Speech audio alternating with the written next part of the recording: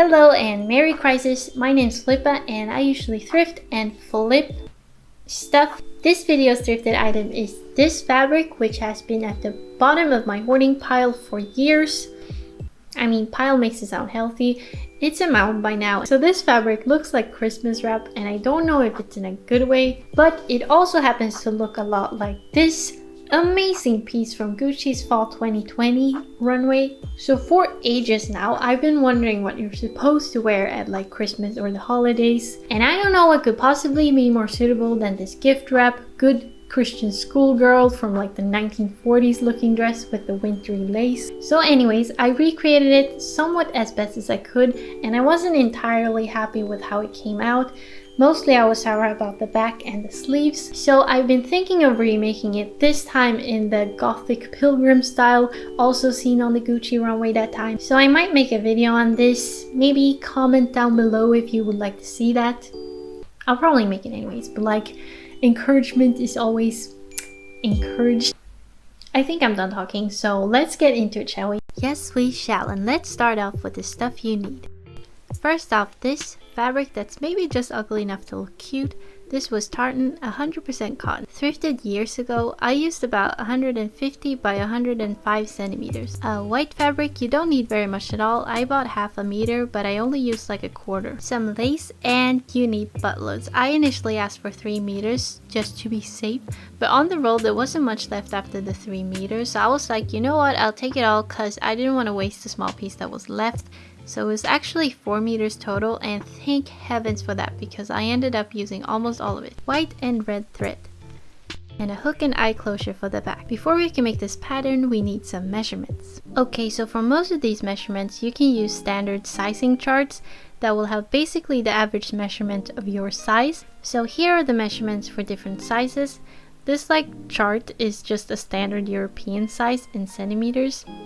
There are a bazillion different ones out there, so if you want one in inches or something else, I suggest just googling it. Of course, you can also take these measurements on yourself. I decided to do so for the following measurements. Now let's make this pattern. I made it in Illustrator because I thought it would make things clearer for you. Of course, you can make it the same way using your ye old pen and paper. And any and every type of ruler you can find. If you'd like to skip ahead, here are all my pattern pieces with my measurements. Seam allowance is 1.2 centimeters, except collar and cuff that are 1 centimeter. So first off, front and back dress piece, and we start off by making a simplified version of a basic bodice/dress pattern. First, draw a straight line the length of your desired dress length. Mine was 74 centimeters. Then on this line, from the top, measure the armhole width. And from this point, draw a 90-degree line the length of your bust measurement, or half. Then draw a parallel one at the bottom of the dress length. And we're basically just gonna mirror every line until we have a rectangle. Now, split the bottom line in half and draw a 90-degree line up towards that bust line. From this point, measure half an armhole's width to the left and right. And from here, draw 2 90-degree lines up towards the top. To start off the front neckline, from this left top corner, measure 5 centimeters upwards. Now from this point and downwards, measure the neck depth. Mine was 7.75 centimeters. Now at the beginning and end of this line, draw 2 preliminary lines out towards the so far non-existent shoulder. Then measure your neck width on that top line, and thereafter shape the neck joining these 2 points together. Now, from this side neck point, I measured the shoulder length and let it land on that sort of help line in the armhole. From here, I shaped the armhole down towards the start of the side line. I shaped it kind of as round as possible, but with a somewhat 90-degree angle by the shoulder and side. Moving on to the back bodice, first I measured the neck width towards the front bodice. From here, I measured up about 2 centimeters. And then again I measured the shoulder length. However, this time when it landed on that armhole line, it looked way too steep, in which I mean way steeper than the front. So I chose to ignore the line thing and instead placed it at a similar height to the front shoulder point. Then I had to turn them into individual patterns, and you should too, by placing a new pattern paper on top and tracing them apart from each other so that you can add seam allowance. I also went ahead and shaped the armholes a bit better. The front armhole should be more rounded since we tend to have more movement at the front. Then I quickly checked that the side lines fit together. Now, to create that volume and added width for gathering, I decided to make a very simple yoke by splitting the bodice in two horizontally. So I started off measuring down 5 centimeters front and back, but after a mock-up I saw that the back needed to be lengthened if they were going to be leveled. So my final back yoke was 7.75 centimeters wide. Now to enlarge in the dress pieces, I split them in half, this time vertically, and added 10 centimeters between the two pieces. This means we have added 40 centimeters total to the dress, which is big, but when gathering you need quite a lot to get a nice even gather. Moving on to the sleeve, start by drawing a center line and measure desired sleeve length. Mine was 25 centimeters. Then measure down about 17 centimeters. This is just a standard basic sleeve slope measurement. And very randomly, okay, don't be thinking too much into it, the measurement for around my arm happened to be 34 centimeters, and so from this point, again I measured 17 towards the front and back of the sleeve. Next, measure 2.5 front and back at the very top of the so far non-existent slope. And just as a little guide, connect these points with the bicep line, which is apparently called. I'm sorry if I get the lingo all wrong, I have to Google every 2 seconds because I only know all the different parts in Swedish. Okay, so then I started to shape the slope and I tried to make front and back the same measurement as respective armhole. It came out looking real funny, but it didn't matter because it was to be split into pieces and separated to add volume. Then I just made the bottom into a rectangle. Shaping happens later, don't worry, or more like scoff at me. I have paid my dues, I have learned my lesson. It does not look good if the bottom of a huge sleeve is straight. So then I split it into 4 pieces. I divided it by 3, but the center line became a natural divider. I wanted to add about 20 centimeters for gathering, so to make it easy for myself, I added 7 centimeters between each piece. So then I got to shaping it more like a little cupcake. Wait, no, less like a little cupcake and more like a sleeve. I also made it 2 centimeters shorter in the sides in order to get that nice roundiness. Make sure you have 90-degree angles at the corners though. Then I wanted to mark out how much was excess for gathering, and that would be 7 plus 3.5, which is half a 7, and that would equal to 10.5 centimeters.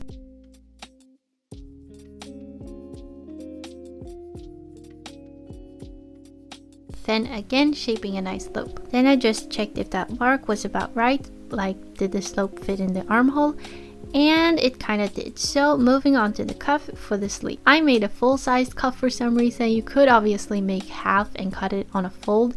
So I made a horizontal line the size of that measured arm width. After I'd made and tried on a mock-up though, I altered it by taking it in 4 centimeters, because I found it a bit too loose. Then make a 90-degree line with double the desired width. I chose 10 centimeters, but for the final result, I wish I had made it a bit longer, like the Gucci one looks to be.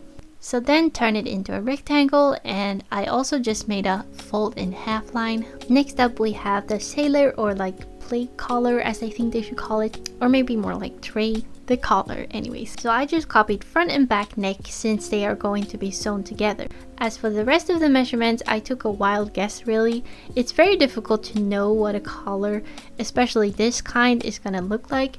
So I just make a somewhat calculated guess, then make a mock-up or 2 and then make alterations. Since the Gucci one looks very square, I started off by making it very square-like. I knew it needed to be slimmer toward the very front and back, so I slightly angled them like so. I measured the shoulder length at this middle line, but after making a mock-up, I made it 2 centimeters shorter, so 8.8 centimeters final. I made the front of the collar just a bit shorter than the shoulder length, and basically I just mirrored it for the back. If I were to redo it, I would probably angle center back as well, and you will find out why later. These are my final measurements, though I wasn't entirely happy with the final look, so I highly recommend making 1 or 2 mock-ups. I just made one and I never actually attached it to the neckline or test add any lace. So now that almost all pieces are finished, I added 1.2 centimeters seam allowance basically everywhere. I will tell you where it differs. So for the bottom hem of the dress, I wanted it to be kind of a bigger hem, so I made it 4 centimeters here. Unfortunately, my dress was way shorter than I thought and I ended up not using all 4. Also, on every fold there should be no seam allowance, so center front and center back. Don't forget to mark the back slit. It's the one thing that will make it possible to put the dress on, which is always nice. So I measured down 15 centimeters center back. Then I also had to make a little like facing or whatever it's called to line the slit. There are several ways one can do this. You could also just hem it, or you could make a much wider facing than this one. This came out way smaller than I had thought, but it still worked and came out pretty decent looking. If you have a bias binding foot, it would come out much better in my opinion, but whatever works, works, and this is how I chose to do it. Then for the yokes, I added 1.2 centimeters all around except front and back fold. Then I just checked the shoulder seam to get a nice, not so pointy, shall we say, transition. Now that the yokes have seam allowance, we can shortcut make a neck facing. So just trace front and back neck onto a new paper, then make a sort of half circle with desired width. I chose 5 centimeters. Now you could technically cut it out as one piece like this, but I decided to split it into one front and one back piece, creating a shoulder seam. Simply because it's easier to cut it out this way and minimizes the waste, I think. I'm not sure actually. And if anyone's wondering what this is or its purpose, no worries, here are a bunch of images if it helps, because I had no idea what it was called in English. For the cuff and the collar, I added 1 centimeter all around because no seam needs serging. And yes, on the front fold of the collar too, at least the way I constructed my collar, stupidly. For the sleeve, again 1.2 centimeters all the way around. So here are all my measurements on my final pattern. Ignore the facing, please ignore it. I forgot to redo it after I made alterations to the neckline, so they did not fit, but just follow the steps of how I made it and please ignore these measurements. Finally done with the pattern. I highly recommend making a mock-up dress out of an old bedsheet or something your roommate won't miss too much. Then just try it on and see how it looks, how it fits, how it feels. Then most certainly make alterations. I made 3 whole mock-ups and the final dress wasn't even exactly how I wanted it, so definitely take the time. Or don't, you absolute lunatic. So then I cut out all the pieces on my 2 fabrics. Now, to the very worst part of using fabrics with print, or more like squares, any tailor nerd will look down on you if you don't match them up by the print seamlessly at the seams. And honestly, I may be somewhat of a tailor nerd, but I hate this part, mainly because I have such a hard time wrapping my head around it, though it may seem obvious. So I actually kind of messed up, but I did realize, though retroactively, that you should place them in the pattern as if there wasn't a seam, as if it was one seamless pattern. As you can see here, I did not do this horizontally, but at least I matched them up diagonally. Really, I can't be bothered to fix this, so sue me, tailor nerds! Now, I could only be bothered to do this for the dress pieces because every other seam has gathering and they won't really match up anyways. That would be unnecessary work and I do not support it. Don't forget to mark all the different important markings from the pattern. Now for the facings, I made yet another stupid mistake. I thought it would look the nicest on the inside if the facing was of the outer fabric. However, as could have been suspected, the facing wants to peek out from the collar, at least in the back, because there's so many layers of fabric, so much weight. If it had been in the same white, it wouldn't have mattered. It would have blended in real nicely, but whoever told you it's the inside that matters lied to you. So please do cut the facing out of the same fabric as the collar, just to be safe. Now for the collar, I didn't really think it through all the way. I obviously wanted to cut the front on a fold, but not the back, and therefore it needed seam allowance, but the front did not. Now that doesn't really work, does it? That was an actual question, because I'm not sure. So I had to make the front bigger than I had made the pattern, and technically it shouldn't have fit with the neckline anymore, but stretch it, honey. It worked out perfectly actually, but I do recommend you not making this mistake to begin with, which I think can be done by angling the center back or possibly just making it shorter than the front. Cut out 2 collars, top and bottom. You want the top collar to be a bit overlapping. So on one of the collars, cut off just a few millimeters from all sides, not the neckline though. This will be the bottom collar. If you want to be more precise, cut the pattern instead. Now that everything is cut, except my hair, maybe I need a haircut, let's get sewing. Starting off easy, we sew the basting stitches. And a basting stitch is the longest, or just long is fine, straight stitch on your machine. No back stitching. I sew 2 rows because I'm feral and I need one backup. No, I mean yes, but also I think it gathers more evenly and more nicely. I usually position the stitches on either side of the seam allowance and then seam rip the outer visible stitch. So do this at the top of front and back dress piece and the top of the sleeves. You don't have to do the entire slope though, because we only want the gathers at the top. Then change the machine stitch back to regular 2.5 or whatever your normal is, and sew the sides of the sleeves together, right sides facing.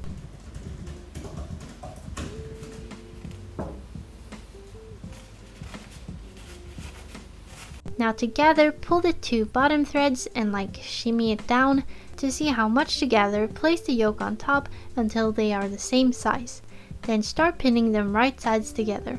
I only wanted the gathering in the middle and not at all by the armholes, because if the gathers end up going into the armhole, the dress will look very weird. It only took me 1 mock-up to realize this, so trust me. Then I sewed that in place and quickly pinned the side and shoulder seams right sides together and sewed.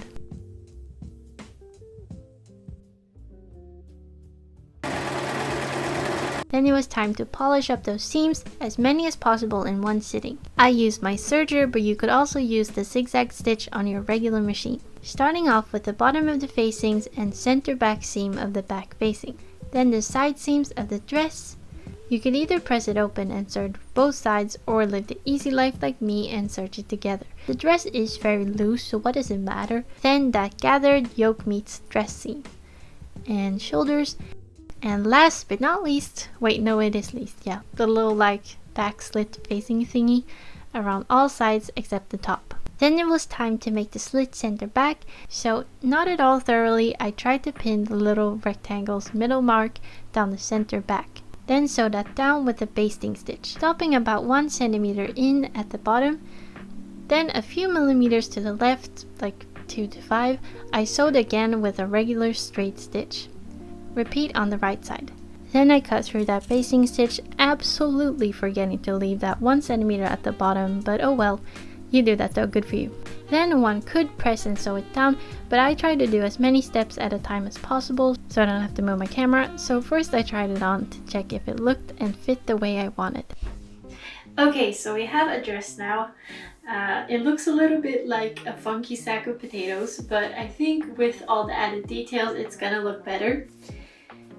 Also, it looks like it's a bit tight here and here, but obviously 1 centimeter is going away for seam allowance, so I think we're good. So this is how the gathering turned out in the front.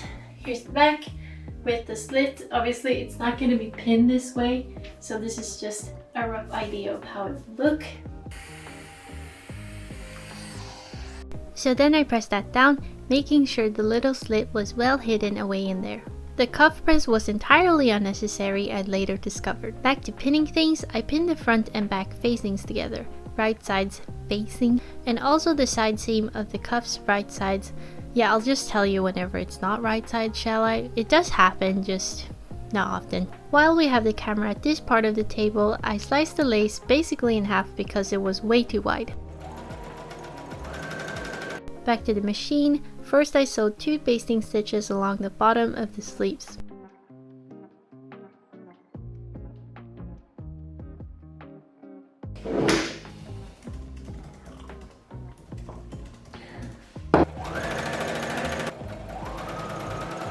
Now, one could gather the lace in the same way we did everything else, but I thought it would look neater if it was somewhat evenly pleated instead. I find that it also simplifies things a lot when the gathering, shall we say, stays in place. Anyways, the pleat making happened on the fly, folding along the way using just this sewing tweezer, but I feel like you could use some other like kind of pointy poker thing.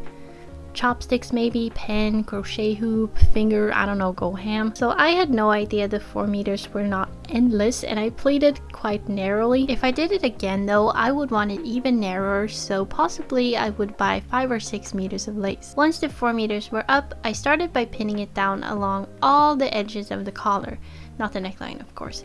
Here's the thing though, it may just be my construction of the collar being subpar, but the lace in the back clashed, or should I say crashed, into each other very unflatteringly. So what I ended up doing once the entire dress was finished was cut off the one that naturally fell a bit below. Very uncharacteristically of me, it did spike a bit of anxiety, I must say, and a ting of imagined disapproval from my old sewing teachers. But I cut it very closely to the edge, so you can't really tell at all. Shampoo this cow. I too would shampoo my cows. Now at the corners, I tried to just fold the lace. The corners are the most difficult to nail. I had to seam rip and redo some a few times. Of course, it looked worse and worse after each time, and eventually I just settled and realized it would probably only bug me and potentially tailor snobs. So I sewed this in place first with a basting stitch inside of the actual seam allowance, so about 5 millimeters in. I decided to sew the second layer of the collar afterwards, simply because I find it easier to keep everything in the right place. Once sewed, I cut the end of the lace off. It could have been done before, but I kept it intact just in case the lace had been stretched or not stretched in a weird way. Now I placed the second collar, the bottom one, on top of... See, I don't know if that made sense, but I do think it works either way.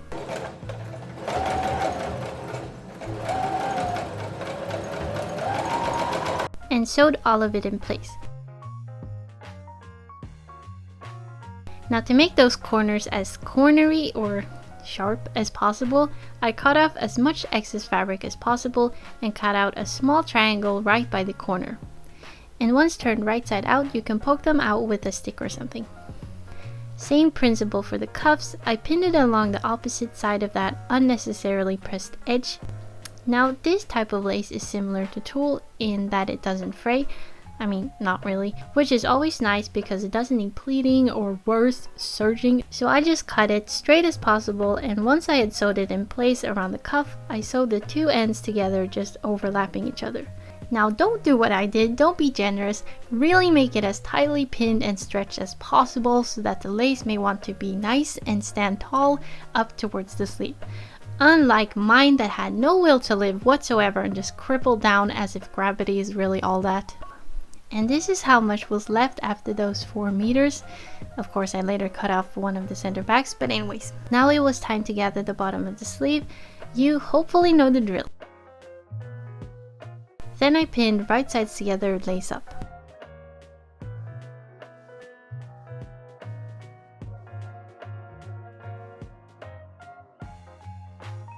Before pinning the other side, I cut off as much excess fabric as cleanly and straight as possible.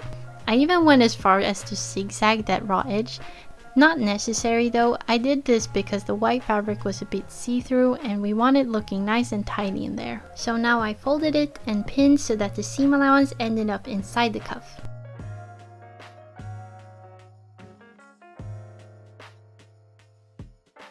Then, almost as close to that edge as possible, I sewed it in place.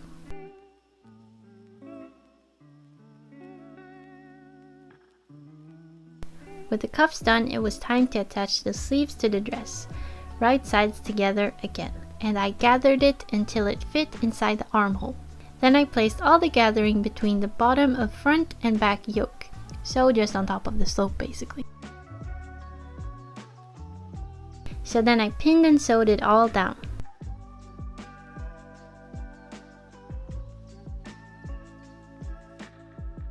While at the machine, I also sewed the lining of that back slit in place a few millimeters away from the edge.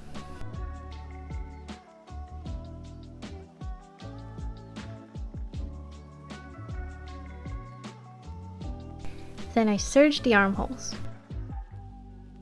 Time to attach the collar to the neckline, just place it right on top, both right sides up. Start by pinning center back, then center front by your mark that you hopefully made. And keep it going all the way around, then sew it in place within the actual seam allowance, like 0.5 centimeter from the edge. Then on top of the cake, place the facing right side down. Try to match the shoulder seams up, but it's not the end of the world if they don't.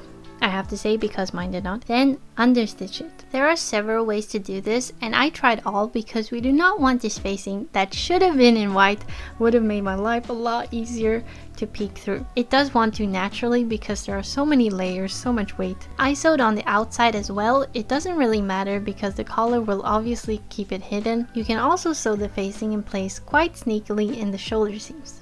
I also cut off a bunch of excess fabric and cut little snippets in any and every curve of that seam allowance. Final touches! I pressed down the hem, and because my dress had somehow magically become much shorter, the way it always does for me, that seam allowance I had included for the hem, making it 3 centimeters wide, was not used. I made it about 1 centimeter wide. So firstly I pressed down 1/2 centimeter, then once again 1 centimeter. And sewed it in place with a slightly longer stitch length for decor purposes. Final step, hand sew the hook and eye in place, right below the collar in the back. I didn't bother placing it within a layer or anything, I just placed it right on the inside.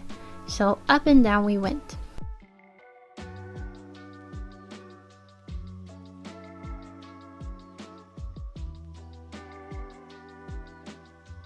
And just lastly, I seam ripped all those visible on the outside basting stitches and cut off any loose hanging threads.